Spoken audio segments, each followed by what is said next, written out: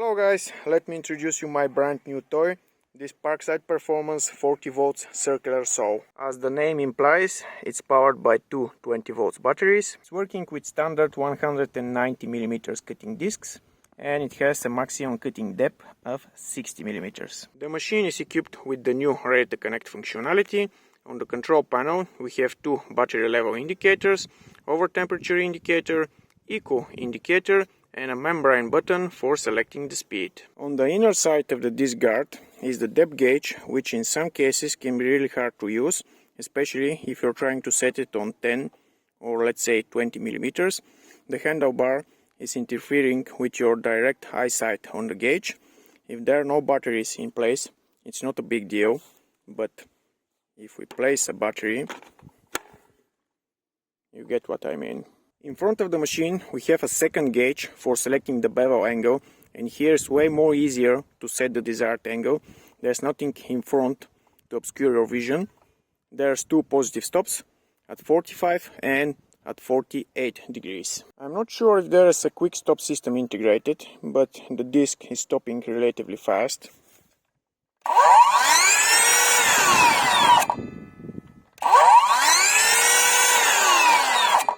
Let's measure the RPMs at speed level 6.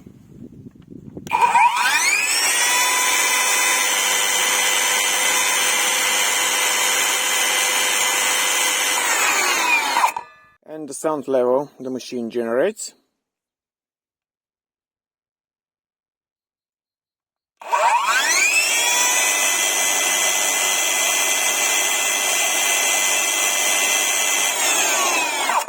Of course, the machine comes with rip fence and you can use it with guide rail. Something that I don't like is the lower part of the disc guard.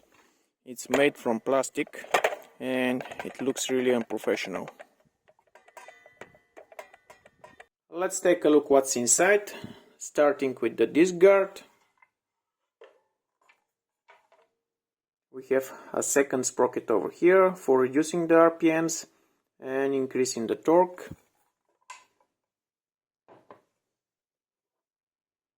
One pretty big brushless motor, and of course the control board.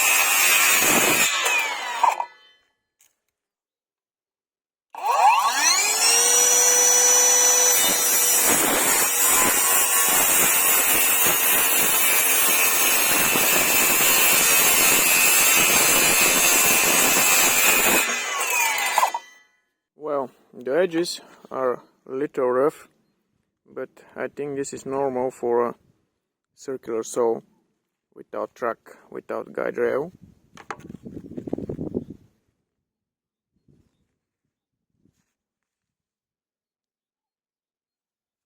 I've changed the disc to Bosch for cutting aluminium.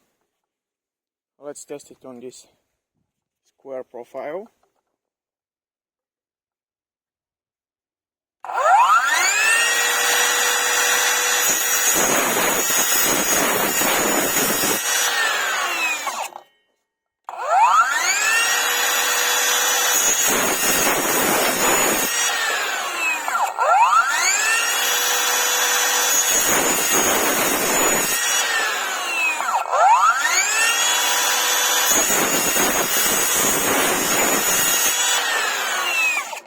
Finally, let's measure the weight of this little beast, without the batteries of course.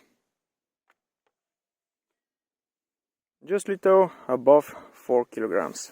After I saw how this machine is cutting aluminium, chipboard and normal wood, it's really hard for me to understand how much you need to torture it for the over temperature protection to kick in. If we leave aside the weight, the depth gauge and the membrane button, which will eventually fail, I think it's another successful product from Parkside.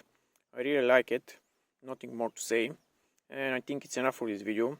You know what to do. Bye guys, and see you soon.